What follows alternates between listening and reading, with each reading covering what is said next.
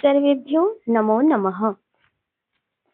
पिछले पाठ में हमने समष्टि और व्यष्टि ये दो चीज देखे थे अज्ञान के निरूपण में प्रसंग में। अब उसी में ये बता रहे हैं कि क्या जो समष्टि और व्यष्टि यह बताया गया तो क्या इन दोनों में अभेद है या भेद है, हा? तो इसका प्रतिपादन अब यहाँ किया जा रहा है।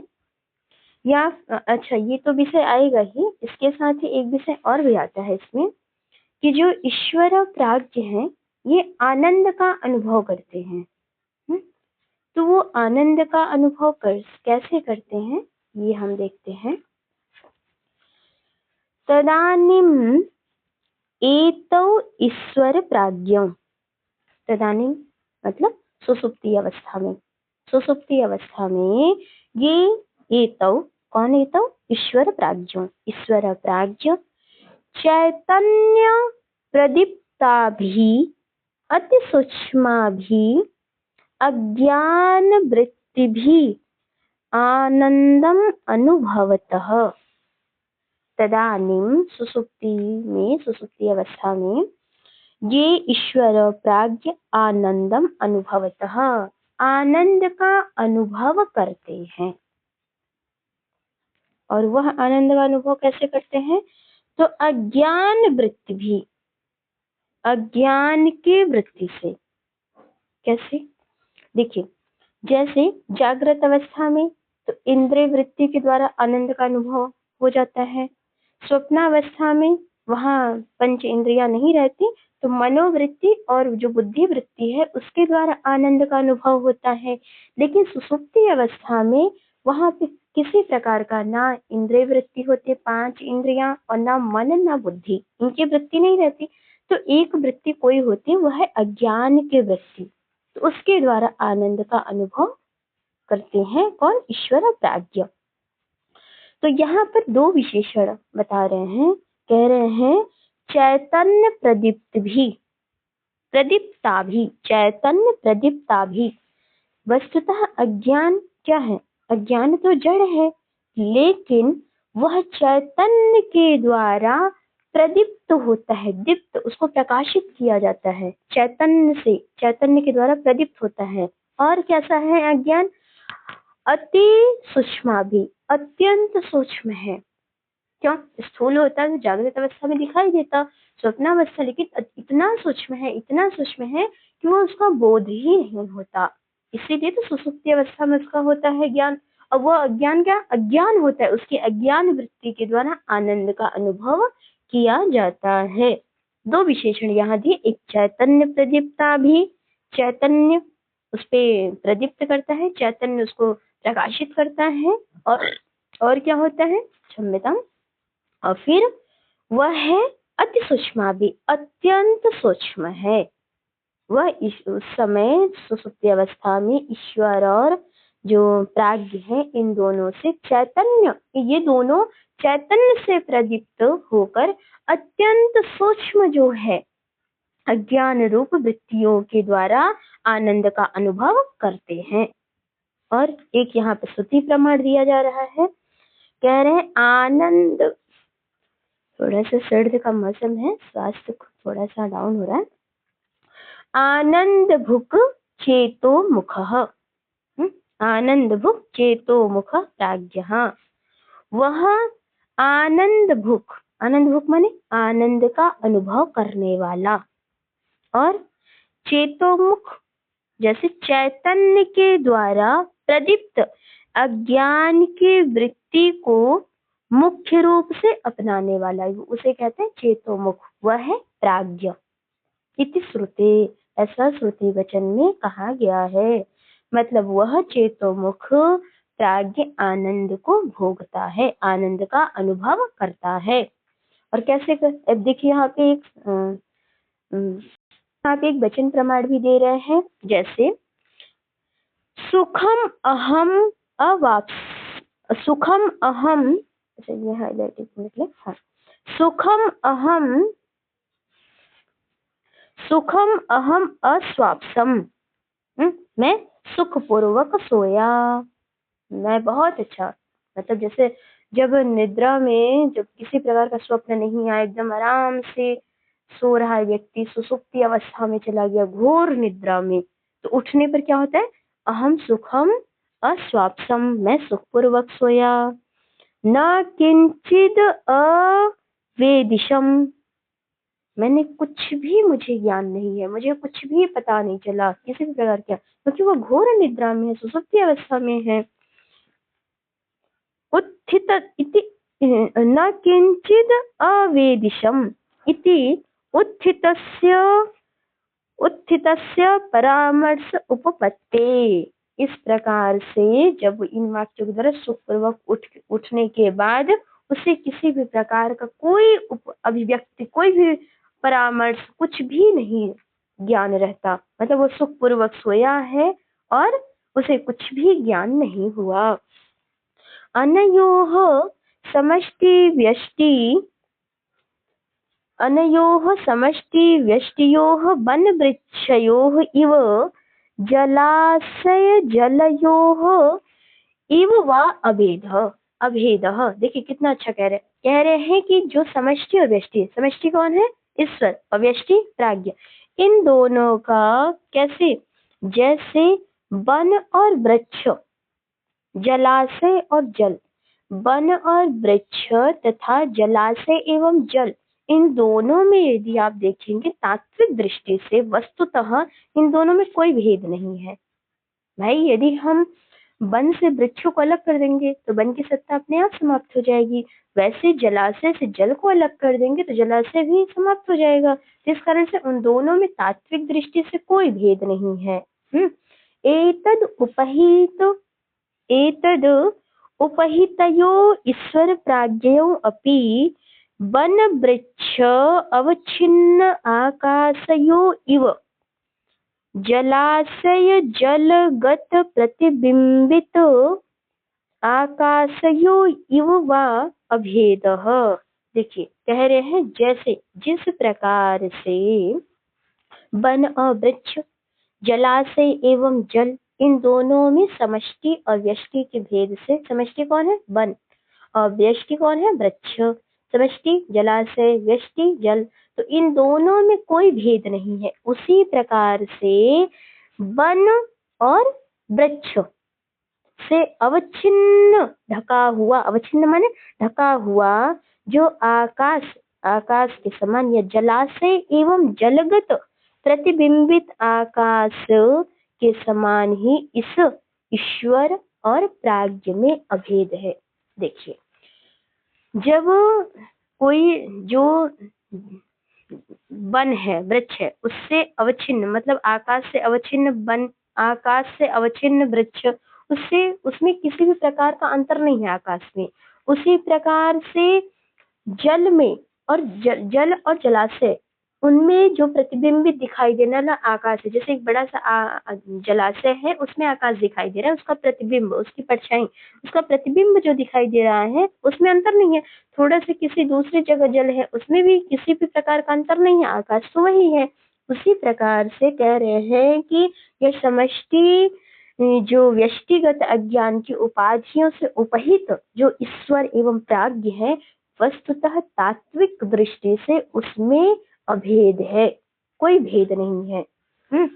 आगे देखिए, एस सर्वेश्वरः इत्यादि श्रुतेः, यहाँ पर एक श्रुति वचन भी है, यह सर्वेश्वरः सबका ईश्वर है, सबका मालिक है।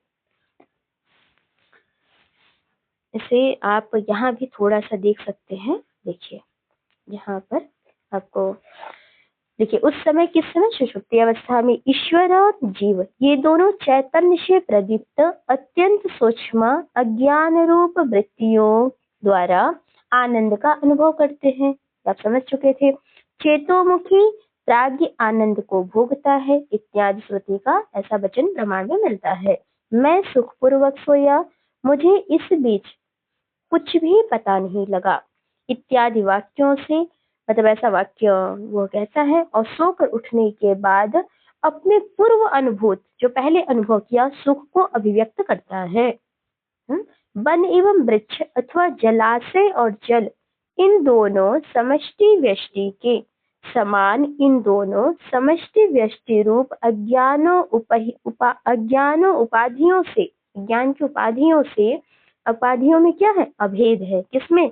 जैसे वन और वृक्ष जलाशय और जल में उसी प्रकार से अभेद है। देखिए आगे कह रहे हैं, वन एवं वृक्ष से अवच्छिन्न ढका हुआ आकाश के समान अथवा जलाशय एवं जल में प्रतिबिंबित आकाश के समान ही इन समष्टि व्यष्टि अज्ञान की उपाधियों से उपहित ईश्वर एवं प्राज्ञ में भी अभेद है। समझ गए? जिस प्रकार से वन और वृक्ष, जलाशय और जल, इन दोनों में आकाश से अवच्छिन्न किसी प्रकार का तात्विक दृष्टि से भेद नहीं है, उसी प्रकार से ईश्वर और प्राज्ञ में भी अभेद नहीं है। यह आत्मा सबका स्वामी है, ऐसा श्रुति वचन भी है। अब इसी में थोड़ा सा आगे भी कह रहे हैं कि जब यह ईश्वर और प्राज्ञ से भिन्न कौन है, तो अब यहाँ पर इसके यहाँ पे देखिए थोड़ा सा ये डायग्राम भी है, अब देख सकते हैं। सुसुप्ति अवस्थायाम एक तो ईश्वर प्राज्ञ चैतन्य प्रदीप्त भी अति सूक्ष्म भी, उसी को बहुत सुंदर यहाँ पे इन्होंने डायग्राम बनाया है। अज्ञान वृत्ति भी आनंदम अनुभवतः, फिर ये पूरा आप इसको देख सकते हैं। अभेद है समष्टि और व्यष्टि। समष्टि क्या? माया। अव्यष्टि अविद्या। समष्टि को देखो, वन, वन से अवच्छिन्न आकाश, जलाशय, जलाशय में प्रतिबिंबित आकाश वत के समान ईश्वर, और वृक्ष, वृक्ष से अवच्छिन्न आकाश, जल, जल में प्रतिबिंबित आकाश वत समान प्राज्ञ। अब यहाँ पे कह रहे हैं कि यह जो ईश्वर प्राज्ञ है, इनसे भिन्न एक सत्ता है चतुर्थ, जिसे शुद्ध चैतन्य और तूर्य कहते हैं। तो उसके विषय में हम पढ़ते हैं। देखिए, वन वृक्ष तद अवच्छिन्न आकाशयोः जल जलाशय जल तद्गत प्रतिबिंब आकाशयो वा आधार भूत अनुपहित आकाशवद अनयो अज्ञान तद उपहित चैतन्यो आधारभूतम यद अनुपहितम चैतन्यम। इसको पूरा पढ़ ही लेते हैं पहले। और फिर तत्तुरीयम इति उच्यते। बस इसको यहाँ पर रोके, ये स्टॉप हुआ विराम, इतना बड़ा समास है यहाँ। ये तुरीयम इति उच्यते, तुरीय कहते हैं। देखिए, वन वृक्ष तद अवच्छिन्न, वन और उससे अवच्छिन्न आकाश, वृक्ष और उससे अवच्छिन्न आकाश, वन उससे अवच्छिन्न आकाश, और फिर कह रहे हैं वृक्ष, वन और वृक्ष दोनों, यहाँ पे वन और वृक्ष, तद अवच्छिन्न, उन दोनों से अवच्छिन्न आकाश, अथवा जलाशय एवं जलगत में प्रतिबिंबित जो होने वाला, इन दोनों में होने वाला जो उनका आकाश, उसका आधारभूत उपाधि से, आधारभूत उपाधि के द्वारा क्या? आधारभूत अनुपहित, मतलब उपाधि से अनुपहित, उपाधि से युक्त नहीं, अनुपहित आकाश क्या है? अनुपहित महाआकाश, महाआकाशवत, महाआकाश के समान। देखिए, जो हमें जल में दिखाई दे रहा था प्रतिबिंब आकाश, जो वन और वृक्ष से जो जिसको ढका हुआ था जो आकाश, तो उस आकाश को, उस आकाश से भी ऊपर एक आकाश है जो उस आकाश को अवच्छिन्न किया हुआ है, उसे कहते हैं महाआकाश। उस महाआकाश के समान ये उसी प्रकार से अज्ञान तद उपहित चैतन्य आधारभूतम, जो अज्ञान, इन दोनों, कौन? ईश्वर और प्राज्ञ, इन दोनों के अज्ञान एवं इनकी उपाधियों जो आधारभूत है, उससे युक्त ईश्वर और प्राज्ञ, इनसे तद अनुपहित ये चैतन्य, चैतन्य का आधार जो है अनुपहित चैतन्य, उसी को कहते हैं तूरीयम इति उच्यते। देखिए फिर से समझिए, एक वन है, वृक्ष है, इससे ऊपर एक आकाश है जिसको वो अवच्छिन्न किया हुआ आकाश ना, और जल और जलाशय इनमें प्रतिबिंबित होने वाला आकाश, इनसे भी ऊपर इससे अनुपहित, इस आकाश से अनुपहित जो है महाआकाश, उसी प्रकार से जो यह अज्ञान से उपाधि से युक्त ईश्वर और प्राज्ञ है, इन दोनों को चैतन्य का जो आधार है वह उपाधि रहित है, अनुपहित चैतन्य है, जो शुद्ध चैतन्य है, उसको क्या कहते हैं? तुरीयम। मतलब वह किसी प्रकार की उपाधियों से युक्त नहीं है, अज्ञान से रहित है, उसी को कहा जाता है तुरीय। और वह कैसा है? शिवम अद्वैतम चतुर्थम मन्यन्ते। उसे शिव, शिव अर्थात कल्याणकारी शिव कहा गया है, और वही अद्वैत ब्रह्म को ही चतुर्थ मानते हैं, इत्यादि श्रुति वचन है, ऐसा प्रमाण मिलता है। अब इसी को आगे देखिए, कह रहे इदमेव तुरीयम, तुरीयम शुद्ध चैतन्यम अज्ञान आदि तद उपहित चैतन्याभ्याम तप्ताय पिंडवत अविवेक्तम सन महावाक्यस्य वाच्यम विवेक्तम सत् लक्ष्यम इति च उच्यते। अब ये कह रहे हैं कि वही जो तूरी है वह कैसा है? वह उपाधि से रहित, उपाधि से रहित कैसा है? शुद्ध चैतन्य वाला है, और अज्ञान आदि की वृत्तियों से, अज्ञान आदि की जो अज्ञान आदि से उपहित चैतन्य है उनकी वृत्तियों से वह अलग है। तो तुरीय शुद्ध चैतन्य अज्ञान आदि से उपहित चैतन्याभ्याम, जो अज्ञान आदि एवं उनकी उपाधि से युक्त जो ईश्वर प्राज्ञ है उनके साथ कैसे? तप्त लोह पिंडवत, तपाए हुए लोहे के पिंड के समान, कैसा? एकवत अविवेक्तम, उनमें अभिन्न का व्यवहार होता है। देखिए, वस्तुतः जो लोहे का गोला है, लोहे का एक गोला है, वह उसमें आग नहीं है, लेकिन वह आग में पड़ा, उसे हल्का सा तपाया गया तो वस्तुतः वह गोला लाल हो गया और वह तपने लगा। तो उसी प्रकार से वस्तुतः यह जो तूरीय चैतन्य है यह तो बिल्कुल अलग है, लेकिन फिर भी ईश्वर और प्राज्ञ ये उपाधि से युक्त होने पर दो चैतन्यों के साथ तप्त लोहे पिंड के समान उनमें अविवेक्तम ऐसा व्यवहार होता है। और वही कथन या महावाक्य से, जो मेरे आंसर में आगे आएगा, महावाक्यों का कथन करने के लिए महावाक्य का वाच्यार्थ के द्वारा, वाच्यार्थ के द्वारा बोध होता है, और विवेक्तम उनमें जब यह भिन्न बोध होता है तो लक्ष्यम इति उच्यते, लक्ष्य के द्वारा कहा जाता है। वाच्यार्थ लक्ष्यार्थ क्या है ये आगे हम बताएंगे। जैसे हमने कहा गंगायाम घोषः, गंगा में घोष है, तो यह वाच्यार्थ से, अभिधा से इसका अर्थ बोध नहीं हो रहा है, तो इसको जानने के लिए हम लक्ष्यार्थ की शरण में जाते हैं। तो कहते हैं गंगा के किनारे, मतलब ऐसा वह बोध होता है कि गंगा के किनारे घर है, पर गंगा किनारे घर है, परंतु ऐसा प्रतीत होता है कि गंगा में ही घर है।